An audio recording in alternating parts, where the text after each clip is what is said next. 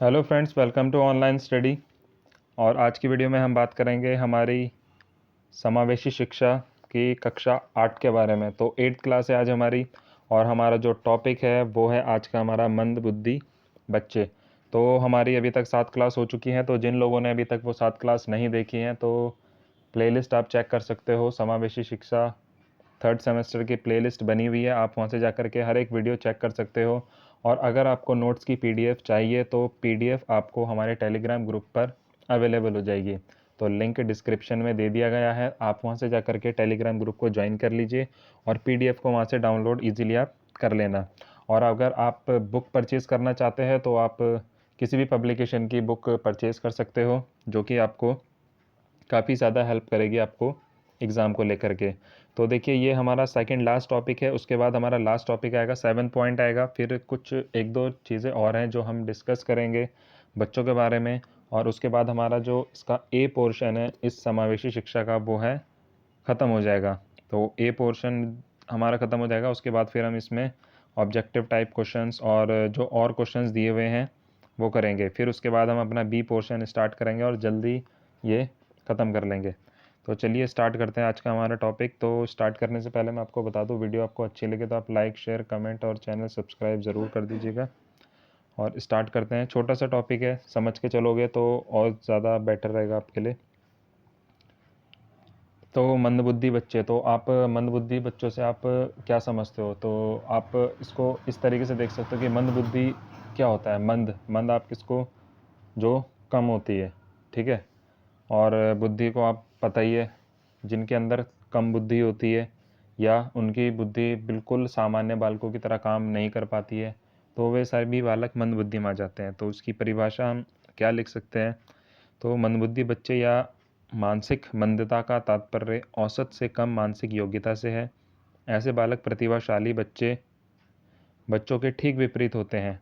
ये बच्चे अपनी मानसिक योग्यता व क्षमताओं की कार्यशक्ति में बेबस होते हैं।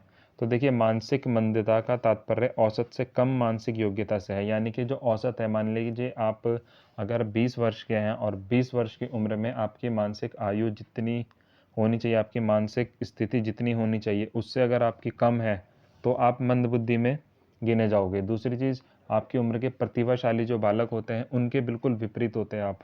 उनकी अगर बुद्धि लब्धि काफ़ी ज़्यादा अच्छी है और आपकी उससे बहुत ही ज़्यादा कम होती है तो आप उसके बिल्कुल विपरीत होते हो। यानी कि जो प्रतिभाशाली बालक होगा आपकी एज का, वो काफ़ी आपके जो कार्य, अगर हम कोई भी काम देते हैं तो वो बहुत ही अच्छे से और बहुत ही सिस्टमेटिक तरीके से उस चीज़ को करेगा। उसके मुकाबले मंदबुद्धि बालक जो होता है वो उस चीज़ को सिस्टमेटिक तरीके से नहीं कर पाएगा, नहीं ईजीली समझ पाएगा और उसमें कुछ ना कुछ गड़बड़ वो करेगा। तो टर्मन के अनुसार 70 से कम बुद्धि लब्धि वाले बच्चे जो हैं वो मंदबुद्धि बच्चे कहलाते हैं। इनके अलग अलग नाम हैं। क्या क्या कहते हैं इनको? अन्य बुद्धि बच्चे, विकल्प बुद्धि और मूढ़, ये सभी बच्चे ने कहते हैं। और आगे इसमें क्या है, देखिए, इन बच्चों में सामाजिक समायोजन करने की क्षमता नहीं होती है। बिल्कुल सही चीज़ है। ये मानसिक रूप से अपरिपक्व होते हैं, मिच्योरिटी इनके अंदर नहीं होती ज़्यादा। इन बच्चों में सामाजिक समायोजन करने की क्षमता नहीं होती है।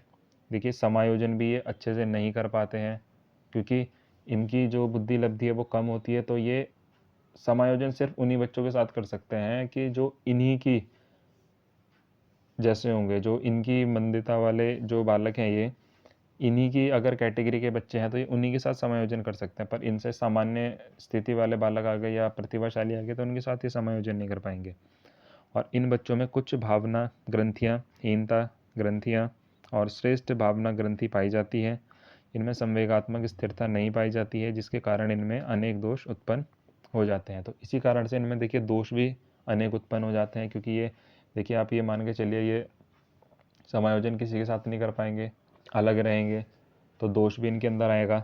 ऑब्वियस सी बात है, दोष जरूर आएगा इनके अंदर। मानसिक हीनता या मंदता को अनेकों कारणों से, जैसे वंश परंपरा, मानसिक आघात, बीमारी, घर के कारण आदि से होता है। सामान्य तौर पर देखा जाए तो मंदबुद्धि बच्चे घर, समाज तथा विद्यालय में समायोजन करने में असमर्थ होते हैं।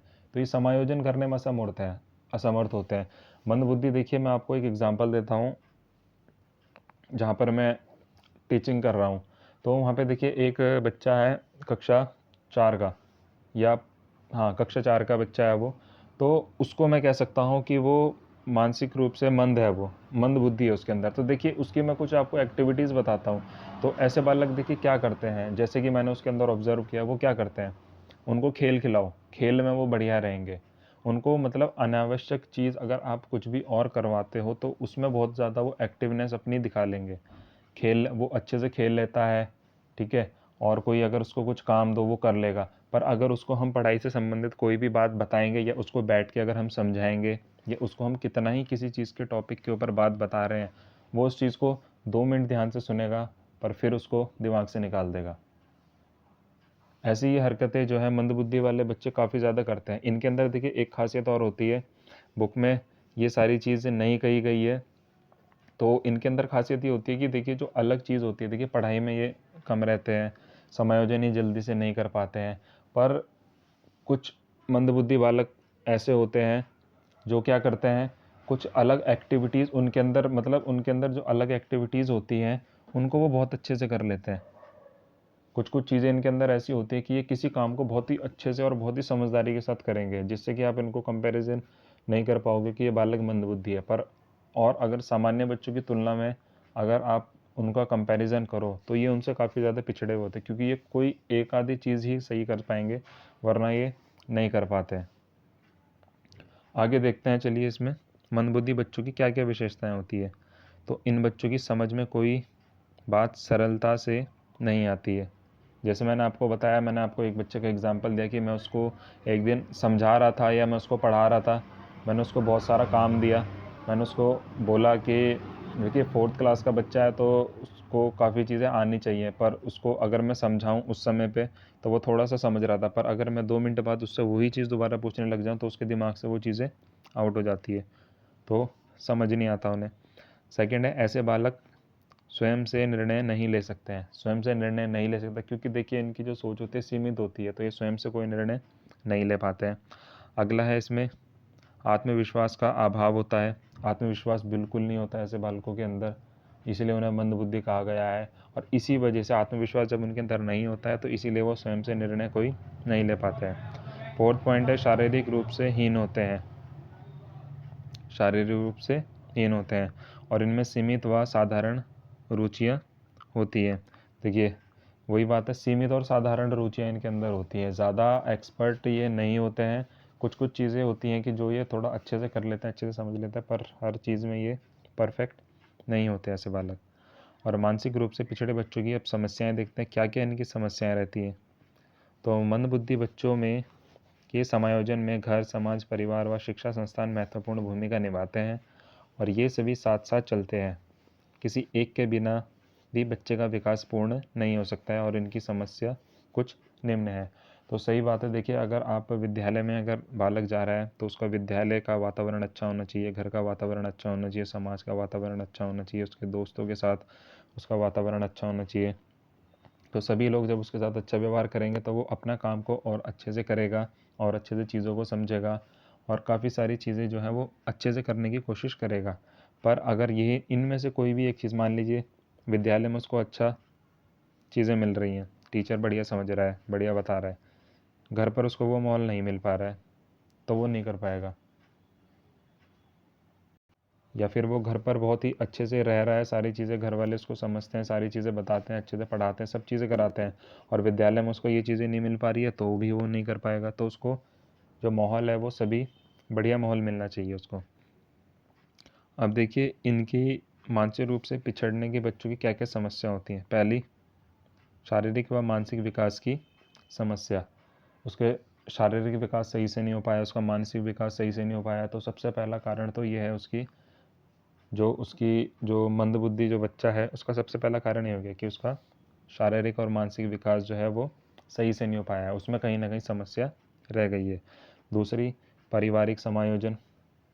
परिवार में समायोजन नहीं कर पा रहा है वो, परिवार वालों जो हैं उसको उस तरीके का माहौल नहीं दे पा रहे हैं जो कि एक ऐसे बालक को मिलना चाहिए, एक कारण ये हो सकता है। तीसरा है शिक्षा संस्थान में समायोजन। अध्यापक या विद्यालय का माहौल उसका उस प्रकार का नहीं है, उनके साथ भी वो समायोजन नहीं कर पाएगा। और समाज में समायोजन, समाज में भी वो समायोजन नहीं कर पाएगा। जो कि पॉइंट मैंने अभी आपको ऊपर बताया, तो वो सभी पॉइंट इसमें दिए गए हैं। अब इसमें लास्ट देखिए आपका आता है मानसिक पिछड़ेपन की रोकथाम के उपचार क्या क्या हो सकते हैं। मतलब कि जो बालक मंदबुद्धि है तो उसको हम कैसे थोड़ा परफेक्ट कर सकते हैं, उसको और कैसे सुधार उसके अंदर हम ला सकते हैं, तो वो देखते हैं। उसके वातावरण में सुधार होना चाहिए। आपका विद्यालय का वातावरण हो, समाज का वातावरण हो, घर का वातावरण हो, उसमें सुधार होना चाहिए। माता की उचित देखभाल बच्चे के प्रति होनी चाहिए। माता को पूरा ध्यान देना चाहिए मेरा बच्चा किस समय पे क्या कर रहा है, किस समय पे उसे खाना मिल रहा है, किस समय पे वो पढ़ाई कर रहा है, और सारी चीज़ें, अच्छे कपड़े वो पहनता है या नहीं पहनता, साफ़ सुथरा रह रहा है या नहीं रह रहा है। तो ये सारी चीज़ें उसकी मम्मी को देखनी होंगी। इसलिए माता की उचित देखभाल की उसको आवश्यकता होती है।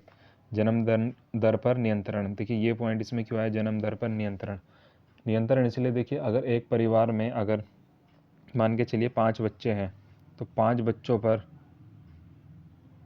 घर वाले ज़्यादा ध्यान देंगे, या फिर एक घर में 2 बच्चे हैं या एक बच्चा है उन पे ज़्यादा ध्यान देंगे, या उन पे ज़्यादा टाइम स्पेंड कर पाएंगे। तो 1 या 2 पर ज़्यादा ध्यान देंगे, ज़्यादा टाइम स्पेंड करेंगे, 5 पर नहीं कर पाते। क्योंकि देखिए 5 बच्चे हैं, 5 बच्चों की अपनी अलग अलग नीड्स होती है। बहुत से परिवार फैमिली नहीं फुलफ़िल कर पाएंगे उन नीड्स को, तो इस वजह से भी इनके अंदर मंदबुद्धि के लक्षण ये आ जाते हैं। बहुत सी चीज़ों से ये पिछड़े रह जाते हैं, इनको पोषण सही से नहीं मिल पाता है, या फिर इनको माहौल सही से नहीं मिल पाता है। तो ये सारी चीज़ें इसके अंदर आ जाती है। अगली चीज़ आती है शिक्षक का व्यावहारिक व्यवहार, चयन व कार्य में सुधार। तो जो शिक्षक है उसके व्यवहार में सुधार काफ़ी अच्छा होना चाहिए। चयन व कार्य में सुधार, तो देखिए शिक्षक की बहुत अहम भूमिका होती है। और जब आप समावेशी शिक्षा जैसा पाठ अगर ये पढ़ रहे हो, ये चैप्टर आप पढ़ रहे हो, सब्जेक्ट को आप पढ़ रहे हो, तो आपके अंदर ये सारी स्किल्स होनी चाहिए कि आपको किस बच्चे को किस तरीके से हैंडल करना पड़ेगा। ये सारी चीज़ें आपके अंदर होनी चाहिए। इसी वजह से ये सारी जो पॉइंट्स है ये पढ़ाए जा रहे हैं और ये सारी चीज़ें कराने हैं, क्योंकि भविष्य में हम लोग भी टीचर बनेंगे, तो हमें किस प्रकार से बच्चों को हैंडल करना है, कैसे उसको माहौल देना है, कैसे उसकी समस्याओं को दूर करना है, तो वो सारी चीज़ें हमें इसमें आनी चाहिए। लास्ट पॉइंट है हमारा व्यक्तिगत ध्यान व शिक्षण।